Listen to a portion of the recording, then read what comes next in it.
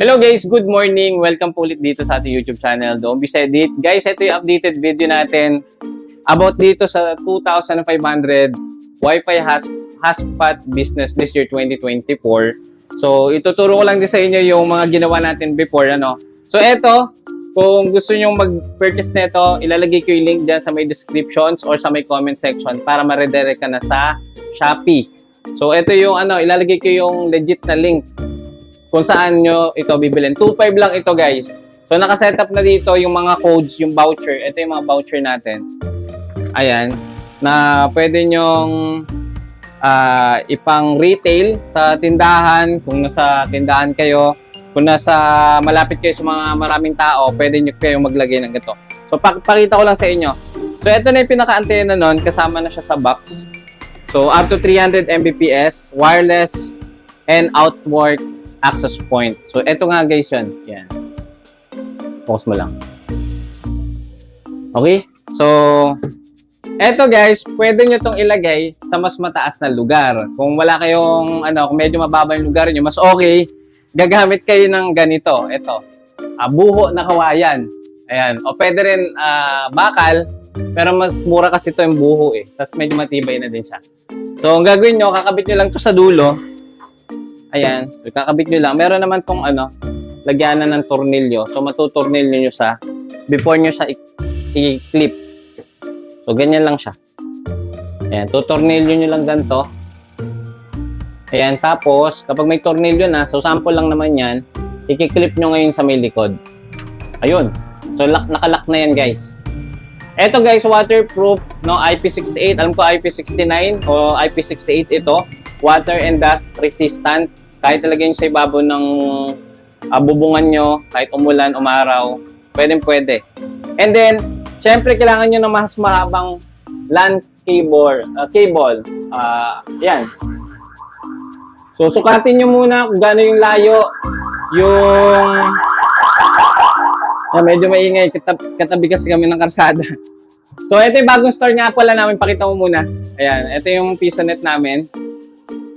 Ayan. So, dito at the same time, pwede, kung may PisoNet kayo, malakas yung Wi-Fi nyo, pwede nyo idagdag itong Wi-Fi hotspot business. So, ito siguro na sa 300 meters. Hindi. Maikli lang to.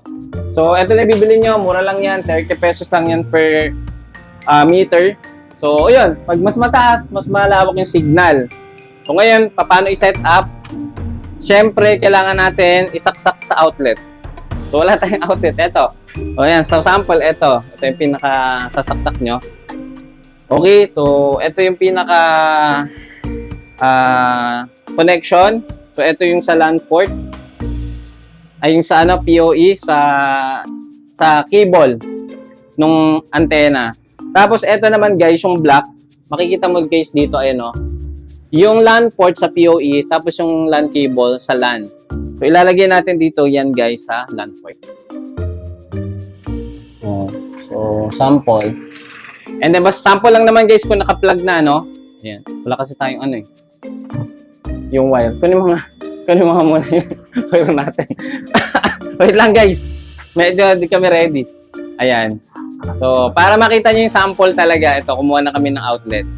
Ayan. Pasensya na kayo. Medyo makalat dito sa, sa shop.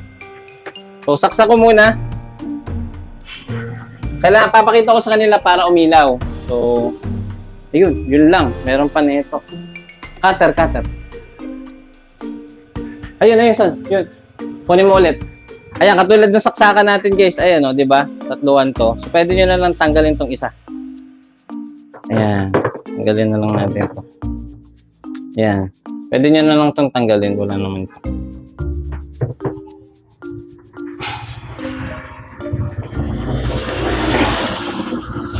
Ayan. So, saksak na natin sa outlet. And then, makikita nyo guys dito, ayan. Ayan, kapag kulay green na, pwede na kayo mag-connect. Okay, so sample, kukonect tayo.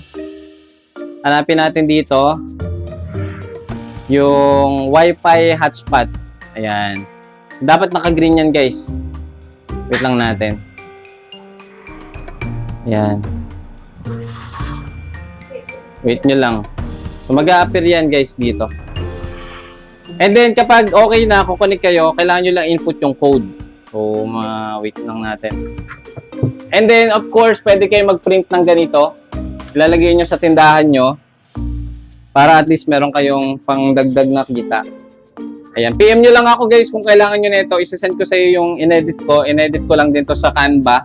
So, kung gusto nyo, isasend ko sa inyo ng libre. Comment lang kayo dyan sa may description or sa my comment section. Okay?